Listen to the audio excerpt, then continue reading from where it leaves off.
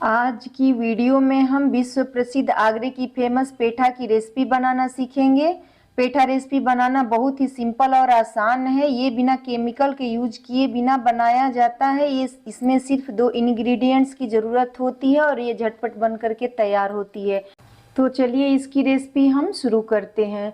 यहाँ पर सबसे पहले हम एक कद्दू लेंगे। कद्दू हमारा बड़ा होना चाहिए, छोटे कद्दू का हम यहाँ पर यूज नहीं करेंगे। मेरा लगभग 5 केजी का कद्दू है। इसे कोई कद्दू, कोई पेठा और इसे भतुआ के नाम से भी जाना जाता है। इसे हम भतुआ के नाम से ही जानते हैं।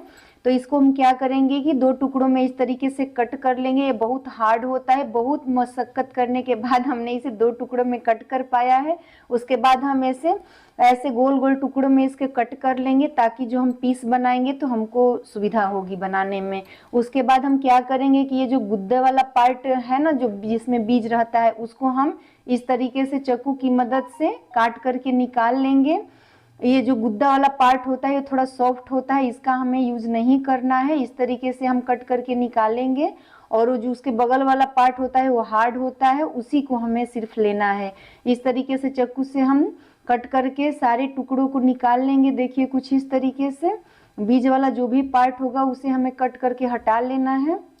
इसी तरीके से हम सारे भतुए का जो बीज है, बीज वाला पार्ट, उसे हम कट करके इस तरीके से राउंड शेप में निकाल लेंगे। तो देखिए यहाँ पर हम लगभग सभी का कट करके निकाल दिया है। उसके बाद हम क्या करेंगे कि इसे 2 पार्ट में कट करेंगे। कट करने के बाद जो इसका छिलका वाला पार्ट होता है उसको इस तरीके से हम कट करके हटा लेंगे। आप चाहे तो इसके छोटे छोटे टुकड़ों को भी कट करके हटा सकते हैं, लेकिन उसमें क्या होता है कि जब इसे हम गोदेंगे तो उसमें बहुत परेशानी होती है।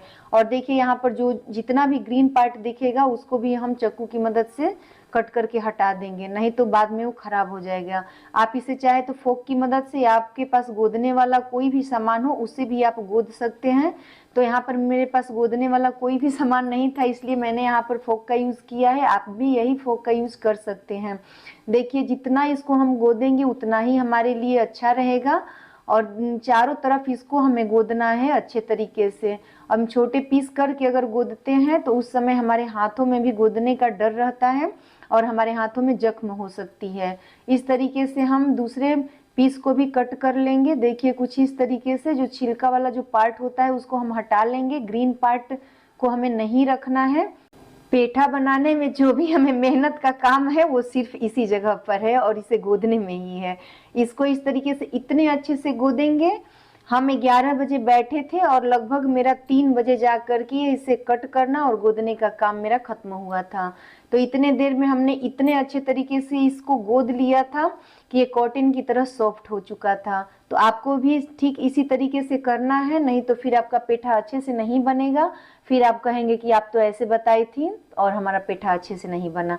देखिए यहाँ पर हम इस तरह इतने अच्छे से गोदे थे कि जैसे कपड़ा हम लोग निचोड़ते हैं उसमें से पानी निकलता है, ठीक उसी तरीके से हम यहाँ पर गोद करके इसको तैयार किए हैं। यहाँ पर एक बड़ा सा पार्ट लेंगे और उसको हम छोटे छोटे पीस में हम कट कर लेंगे। जितना बड़ा आपको पीस करना है उतना बड़ा यहाँ पर आप पीस कट कर सकते हैं। तो यहाँ पर देखिए उस पीस को भी हम इस तरीके से निचोड़ लेंगे। इस तरीके से हम सारे पीसेस को कट करने के बाद उसके अंदर का जो भी एक्स्ट्रा जूस है उसको इस तरीके से निचोड़ लेंगे। देखिए हम सब लगभग सभी पार्ट को कट कर लिया है और उसके सारे जूस को हम अच्छे तरीके से निचोड़ लिए हैं।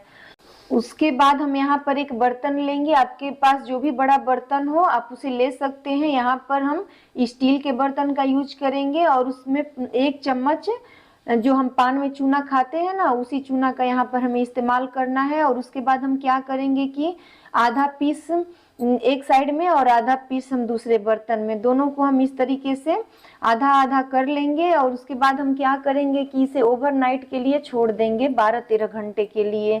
हमें चूना में इसलिए डालना जरूरी होता है कि भतुआ में अपना एक खटास होता है जिसका टेस्ट भतुआ पाक में अच्छा नहीं लगता। तो इसे हम जितना अच्छे तरीके से चूना के पानी में डाल करके धोएंगे उतना ही अच्छा टेस्ट बन करके ये उभरेगा। लगभग 13 घंटा बाद सुबह के 5 बजे मैं अपने किचन में आ गई। आज गुरु नानक जयंती था और कार्तिक पूर्णिमा के अवसर पर स्कूल बंद था, तो मुझे बच्चों के लिए लंच नहीं बनाना था। तो मैं इस रेसिपी के लिए अपने पूरे समय को दे पाई हूँ।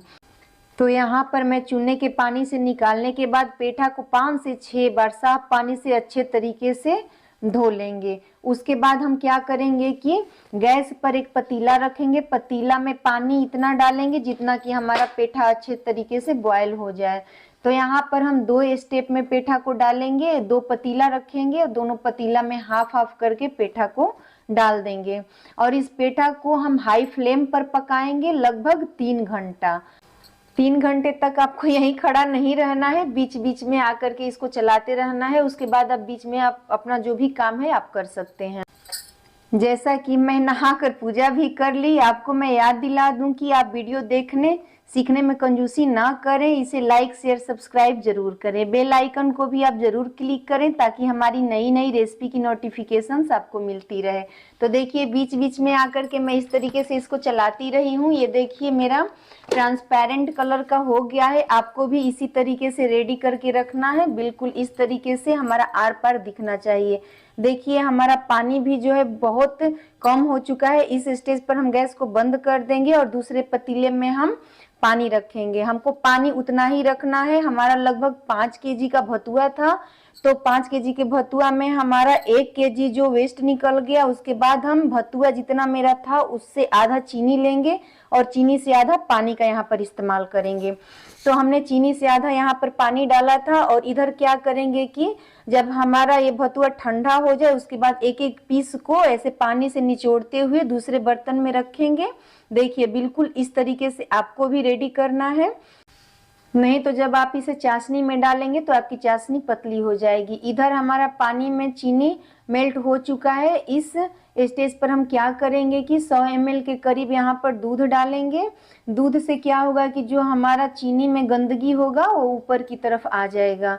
तो मेरे चीनी में कोई भी गंदगी नहीं थी, इसे मैंने सिर्फ आपको दिखाने के लिए किया था। तो देखिए हमारी चीनी बिल्कुल साफ है, चाशनी में कोई भी गंदगी नहीं है। अगर आपके चीनी में गंदगी हो तो आप इस तरीके से साफ कर सकते हैं।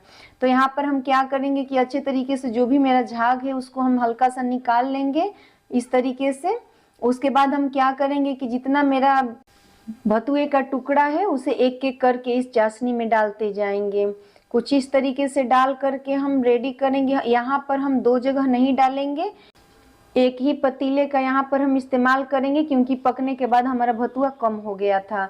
तो देखिए हमको लगभग 1 घंटा का समय हो गया था। 1 घंटे के बाद हमारा चाशनी इस तरीके से कम हो चुका था और भतुआ अच्छे से उसको ऑब्जॉर्व कर लिया था। तो हम स्टील के बर्तन से निकाल करके हम एक कढ़ाई में डालेंगे ताकि कढ़ाई में हमें इसे चलाने में सुविधा हो। तो देखिए हमारा चाशनी बिल्कुल सूख गया है, हमारा भतुआ पाक अच्छे तरीके से रेडी हो चुका है। क्या आपको पता है कि आगरा में पेठा के बाद और क्या क्या फेमस है? अगर पता है तो आप हमें कमेंट बॉक्स में जरूर बताइएगा। मेरी दादी ने मुझे एक बात बताई थी कि आगरा में प्राचीन समय में वैद्य लोग दवाई के रूप में इसका यूज करते थे, लेकिन धीरे धीरे ये मिठाई का रूप ले लिया। लेकिन अब तो बहुत सारी वैरायटी में भी बनाया जाता है, जैसे पान पेठा, पेठा रोल, पेठा लड्डू, जितना कि मुझे पता भी नहीं। आपको अगर पता हो तो आप जरूर मुझे बताएं। इसे बनाने में सिर्फ 2 ही इंग्रेडिएंट्स की ज़रूरत होती है, चीनी और भतुआ। बाकी इसमें कोई भी मेहनत नहीं है, बस आपका समय लगता है, बाकी कुछ भी नहीं लगता। इसमें किसी तरीके का मिलावट नहीं होता। आप चाहे तो इसे व्रत में भी आराम से खा सकते हैं। तो यहाँ पर देखिए जब हमने ड्रॉप गिराया जो, तो चाशनी का ड्रॉप जो था हल्का थिक था, तो इसे और हमें 5 मिनट तक इसको चलाते रहना है ताकि जो हमारी चीनी है अच्छे तरीके से ऑब्जर्व हो जाए, एकदम ड्राई हो जाए। हमको छानने वाला काम नहीं करना है कि यहाँ पर मतलब पेठा को अलग कर लें और चाशनी को अलग कर लें, ऐसा हमें नहीं करना है। पूरे चाशनी को हमको पेठा में ऑब्जर्व करवा देना है। उतने कंडीशन तक हम इसको चलाते रहेंगे और इस कंडीशन में हमको गैस नहीं छोड़ना है, हमको चलाते ही रहना है, नहीं तो फिर जो हमारा पेठा है तले में चिपक जाएगा, तो फिर हमारा पेठा खराब भी हो सकता है। आप चाहें तो यहाँ पर इलायची पाउडर, रोज एसेंस का भी इस्तेमाल कर सकते हैं, लेकिन हम यहाँ पर किसी भी तरीके का कोई चीज का इस्तेमाल नहीं करेंगे। यहाँ देखिए कि हमारा जो लास्ट ड्रॉप है वो थोड़ी सी गाढ़ी हो चुकी है और धीरे धीरे गिर रही है। इसका मतलब कि हमारा बिल्कुल परफेक्ट तरीके से रेडी हो गया है, लेकिन इसको हम फिर भी 2-4 मिनट तक और ऐसे ही कंटिन्यू चलाते रहेंगे। और देखिए हमने इतने अच्छे तरीके से गोदा था कि बहुत छोटे छोटे टुकड़ों में टूटने लगा था। इस कंडीशन में हम गैस को बंद कर देंगे और इसको लगभग 12 घंटे के लिए हम ठंडा होने देंगे। तो इस ठंडा करने के लिए हमारा दूसरा स्टेप ये है कि एक हम ट्रे लेंगे, ट्रे के ऊपर एक कटोरी रखेंगे, कटोरी के ऊपर एक जाली रखेंगे और जाली में इस तरीके से हम सारे भतुआ पाक को इस तरीके से फैला लेंगे ताकि जो हमारा भतुआ है ऊपर से भी ड्राई हो जाए और नीचे से भी उसको ड्राई होने के लिए हवा लगे। इस तरीके से मैंने 2 छन्नी में रेडी करके रख लिया है। आपको भी इसी तरीके से रेडी करना है और इसको 10 से 12 घंटे के लिए ड्राई होने के लिए छोड़ देना है। मिलते हैं अगली सुबह। 12 घंटे बाद आप इसे देख पा रहे हैं कि वो ऊपर से क्रिस्पी और अंदर से जूसी बन करके तैयार हुआ है। जब मेरे हस्बैंड ने इसे खाया तो उन्हें यकीन ही नहीं हो रहा था कि मैं पहली बार इतने परफेक्ट तरीके से बाजार से भी अच्छा घर पर भतुआ पाक बना करके तैयार किया है। वे बोल रहे थे कि अब तक जो भी टेस्टेड था उससे कहीं ज़्यादा ये टेस्टी बन करके तैयार हुआ है। उम्मीद से बढ़कर है, उनको तो उम्मीद ही नहीं था कि मैं इतना अच्छा बना पाऊंगी। लेकिन उसके बाद हम क्या करेंगे कि यहाँ पर केसर का हम कुछ टीका लगा दे रहे हैं। ये ऑप्शनल है, आप इसे करें या ना करें उससे कोई फर्क नहीं पड़ता है, लेकिन यहाँ पर जो दिखता है वही बिकता है, इसके लिए हमने यहाँ पर टीका लगा दिया है।